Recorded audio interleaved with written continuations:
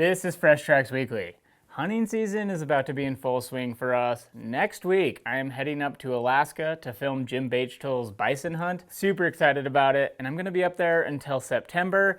And immediately when I get back, it's right into elk season in Montana. It's going to be pretty wild starting next week. But with that in mind, this is the last episode of Fresh Tracks Weekly for the foreseeable future. I hope that we can still do some opportunistic episodes throughout the hunting season, but no promises. It's going to be super busy. We're going to be all over the place. So we'll see. If we can get some out, we'll do it. But if not, hopefully next winter we'll be back into some weekly content. But Michael has been in Ohio for the last week, so we have a little bit different of a fishing corner this week. So let's catch up with Michael. We're back in the fishing corner for the last episode of Fresh Tracks Weekly. And today I'm going to give you an update on what I've been doing fishing-wise. So last week, it was my grandma's 80th birthday. So I traveled back to Ohio with my girlfriend, got to hang out with my family, and did not get to do a bunch of fishing. But I did get out for 3 days. The first morning, went out to a favorite pond of mine. There were a bunch of little kids fishing, so I left. I let them be. They could have the good spot. It's a spot that I grew up fishing in Ohio. And then went to a different one, caught a few bluegills on poppers and a tiny little bass. And it's just a lot of fun to get out and do that. I haven't done that in years, I think. It's been years since I've gone out and thrown poppers. A few days later, we went to the river. The water temperature was 80 degrees at like 8 in the morning, so crazy warm temperatures. It really reminds me of why I don't ever want to move back to the Midwest, specifically Columbus, Ohio. Just humid as heck and really miserable. But we did catch some fish. My buddy Jesse took me out to a few spots that he's been kind of fishing over the years. Caught a couple smallmouth on streamers. It was really sweet. My girlfriend caught her first smallmouth on a fly rod. And then the last day, which was yesterday, before we flew back to Montana, I headed back to that pond that I was telling you about, that, and just caught a couple little bass, a few fish on poppers. It was pretty sweet. So I'm on day 130. If I go out tonight, it'll be 131. So making my way still. It's 70 more days till 200, and the hunting season's coming up. So I feel like it's going to be a little bit hard to get out, but I'll do my best. And we got warm weather here in Montana, so I might do some carp fishing. Definitely going to go for an overnight float trip this weekend with Cassie. And hopefully I'll have some more fishing clips, but you won't see them because we aren't doing Fresh Tracks Weekly for a little bit. Anyways, thanks for tuning in over the past 24 weeks. It's pretty sweet. Thanks, Marcus, for including me in the fishing corner, and we'll at least give you maybe a mid-season update. I'll give you the fishing update then, and if not, we'll hit it back again next season with the fishing corner. Back to you, Marcus. All right, let's dive into some news. More wolves and more trying to take away Pittman-Robertson funding, but this time at the same time. The Center for Biological Diversity, along with some other animal welfare groups, have filed a petition with the U.S. Fish and Wildlife Service requesting that they disqualify Montana and Idaho from receiving Pittman-Robertson funding because of their aggressive approach to wolves. The groups are claiming that both Montana and Idaho are attempting to nearly wipe out wolves by their liberalized seasons, quotas, and methods of take. They continue on in this petition to claim that because of these aggressive regulations, both states are not practicing responsible wildlife management and therefore should not receive PR money. Both Montana and Idaho have indeed authorized a lot of different methods of take, long seasons, and have enabled a lot more ways for wolves to be killed. But both states' respective wildlife management agencies maintain that they have provisions to keep the wolf population from dipping below sustainable levels. Both Montana and Idaho have seen very stable wolf populations over the last few years, maintaining estimates of around 1,500 wolves in Idaho for the last 3 years and 1,100 to 1,200 in Montana over the last 3 years.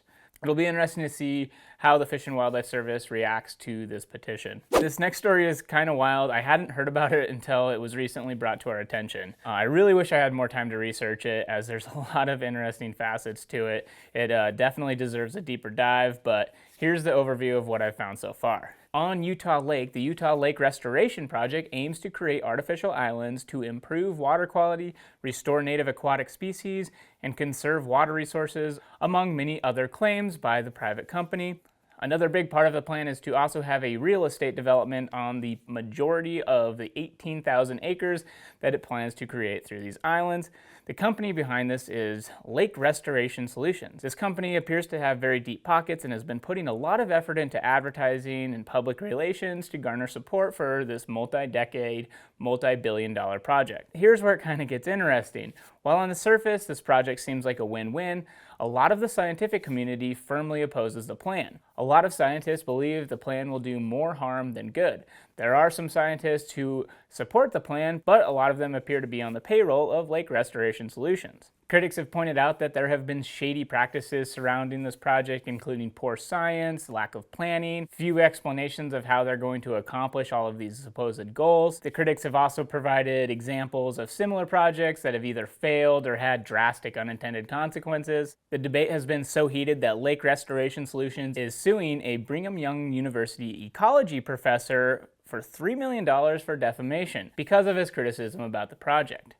Also, another interesting twist to the story, the CEO and founder of Lake Restoration Solutions, Ryan Benson, who is also the CEO and founder of an organization, Big Game Forever, which has a past of leveraging public dollars in the name of wildlife, but have been criticized about the lack of transparency about how those funds were used. But anyway, there is so much to the story, and I'm going to continue to read about it, and I'm still trying to wrap my head around it. It's very, very interesting. As I read through all the news articles and blog posts, I can't help but thinking that I'm reading a script to the TV show Goliath, where Billy Bob Thornton is fighting the big, giant, evil corporation. Anyway, a lot to learn on this one, very interesting. I will continue to follow. As you may have noticed from watching Fresh Tracks Weekly, there has been a lot of attention to elk management in Montana. Over the last few years, there has been attempts to move towards privatization, there's been movements to kill a ton more elk, and suggestions that will likely make public land hunting much worse. Because of this, the Montana Citizens Elk Management Coalition was formed, and they are holding a symposium in Bozeman this weekend to host to the public, biologists, whoever wants to show up really, to discuss the future of elk management in Montana. So this is where I personally have a moral conundrum. I would like to go to the symposium, but I also have a likely once-in-a-lifetime elk tag. And this is my last weekend that I can go scouting for it. This is kind of an interesting internal battle when you have to choose between fighting to preserve the thing that you care about versus doing the thing that you care about. This example, influencing elk management versus going elk hunting / scouting. Anyway, I can play mental gymnastics forever with this, but at this point in my life, I admittedly do not participate in the process as much as I probably should. I go in and out of phases of submitting public comments and emailing politicians. I don't know. But one thing that I found as I have got more involved is that there are people who are way more educated and way more passionate about this than I am, and I have a deep, deep respect for those people. I hope that I can do a fraction of what those people do. It is amazing. I have so much respect for them, and I hope that they continue to fight these battles. But I also admit that I live my life in ignorance sometimes in order to be happy. And yeah, I am going to go scout for elk this weekend. I will not be at the symposium. On that note, for this week's Deeper Dive, we're going to keep it on the positive side because I like to live in ignorance and be happy. So we're going to do a rundown of the upcoming season, talk about some of the hunts we're going on, and some of the stories that we want to tell on those hunts. So we're going to get Randy, we're going to get Michael, we're going to get Jace, and we're going to talk about the upcoming season. Should be a good one. Hey. Oh, hey. All right. So for the Deeper Dive, it's because this is the last Fresh Tracks Weekly, for a little bit at least. For a while. I kind of want to talk about what we're going to be up to. Well, we're going to be out of the office for a lot of days. Lots of time. Calendar's pretty crazy here. The calendar is going to get very busy soon. So I'm heading up to Alaska first thing next week to film Jim Bageto's bison hunt. Pretty excited about that. Those of you who want Jim back by popular demand, he will be here with his big bushy beard and his loud laugh and big smile. But Is he going to use his Hawken? He said he wants to use a rifle, so I'm bringing a rifle up for him. So. All right. Yeah. Everyone's like, who's that guy with that custom Hawken? Oh, I know, yeah. So you guys get some Jim Bates tail this year. What's the logistics on that one? Oh, so we're gonna have to fly in. We're gonna then float down a river and then get picked up on a different airstrip. Float on a raft? So he rented a big like catamaran, like pontoon boat, and then I'll be on the pack raft, kind of, paralleling him, getting some sweet footage. Hopefully not dunking the cameras in the river. Please don't. And then it's myself, Jim Bagetolt, and then one of his other friends who I've yet to meet, who was also, I think, either Forest Service employee or former Forest Service employee. But anyway, super pumped about that. The story is obviously the adventure aspect is going to be Huge. pretty sweet. And then also there's some really interesting history about how the bison were put into the area, which I think we're going to dive into a little bit. And then also how some of Alaska is changing, just like the landscape is changing with fires coming in and more grass. And so it's like, in some respects, creating better habitat for the bison. So cool stories there. But yeah, meanwhile, what's your plan? I'm going to Nevada pronghorn hunt. Well, let's go. Oh, I mean, I'm not going to be there. I wish I could be there, but I'm hoping that I get through. I've blocked it off, thinking I'm going to buy one of the, they have that first come, first serve thing. And I screwed it up last Saturday. I thought I was buying an archery tag, so I let it expire for 5 minutes. You got a 5-minute timer, and you can add one tag to your cart per week. So I'm in the penalty box till this Saturday. But I still got it blocked off on the calendar. And this morning, Matthew ended up with a pronghorn tag. So we're going somehow. Yep, that's awesome. So you can never have too many pronghorn hunts as far as I'm concerned. Hey, speaking of which, Michael is going to also be... Yep. When are you guys going? We're going on the 22nd through the 26th, so not next week, but the following week. Meeting up with my buddy Zach Farrenball. We're doing the archery pronghorn. It's pretty easy to draw as a resident here in Montana. We're going to be hunting in Montana. He drew a tag, and then, so Zach from THP, and then Sam Sohol will be there as well. We're going to run around the prairie and see if we can't arrow one. I've done it for years now and I've gotten close a couple times, but I'm looking forward for one of us, hopefully, to get one. It'll be... Are you doing blinds over water or spot and stock? Those guys definitely want to do spot and stock. I'm going to bring the blind just in case, the last couple of days. But I've never been out east to hunt for them. So that's what we're going to do. And I've hunted them kind of closer to home and kind of just done it as a fun thing to do after work kind of deal. But I've never devoted like 5 days straight to do it. So it'll be fun to hang out with those guys, and haven't seen them in a while. So that's kind of my big one for this year. That'll be sweet. Yeah. Cool. It's just like, I'm jealous. I want to go on everything, but you can only be in one place at one time, it turns out. Well, when it comes to elk hunting, that's the hard part, because we're trying to fit some of this calendar doesn't even have Bo and Kirsten's hunts in there. Yeah. And Bo called me on Tuesday. He's like, hey, Kirsten would really like to have her antelope hunt filmed and her deer hunt and my elk. I'm like, we don't have enough camera guys. That calendar is not very pretty. Yeah, it's going to be very busy. But I think, let's see. So that's just the first. Look at that. That's essentially we're only in August still, we haven't even hit September. Okay, I'm going to rattle off my September. Okay. Jason and I are going to hunt archery elk here in Montana the first week of the season. Then we're going to Idaho to help Scott Jones, who has the super tag for elk. And then we're going to come home, and then me and you and Jace and Mike Spitzer and Bo, we're going to Wyoming at the end of the month because we have Wyoming general tags, me and Bo and Mike. So that's what my September looks like. Yeah, that's a lot of elk in a lot of places.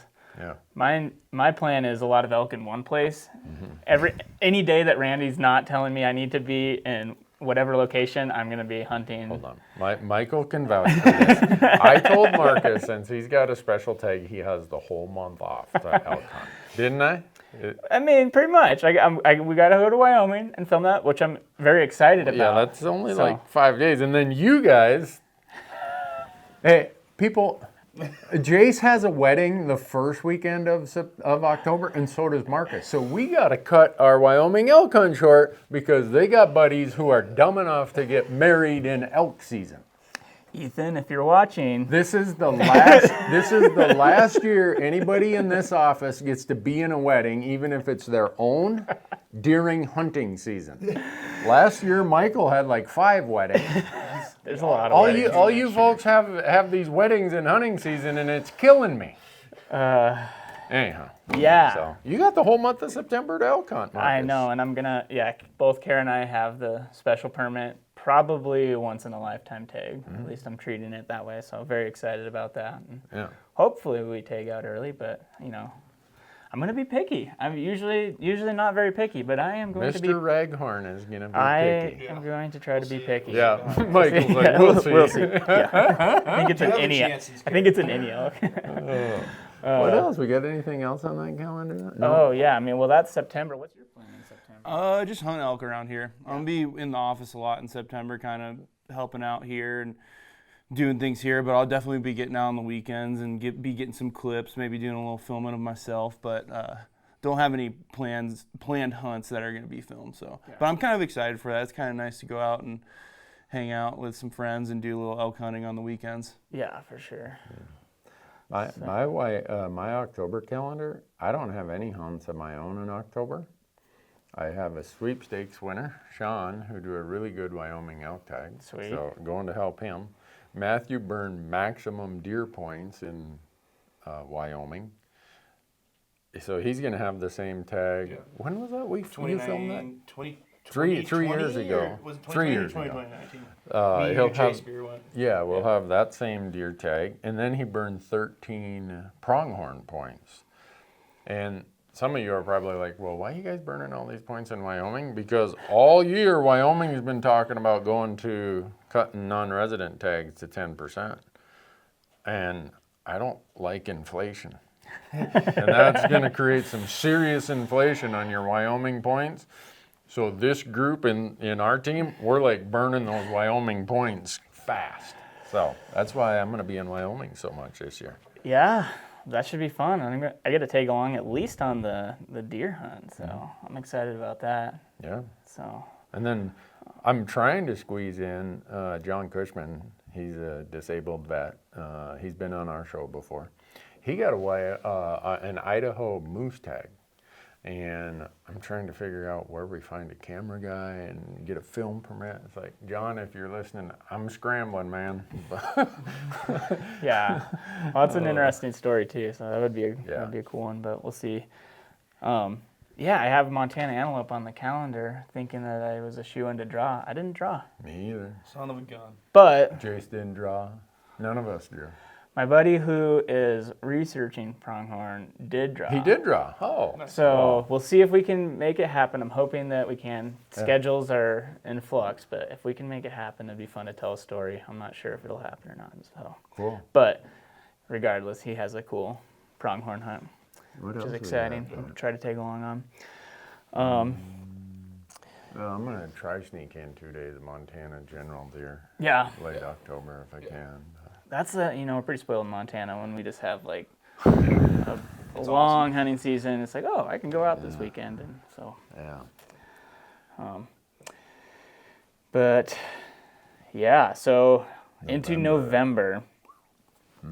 I'm going to try sneak in a couple more days of deer hunting. And if I don't fill my elk when Jason and I are archery hunting, I'll try to fill an elk tag then too. But Nice.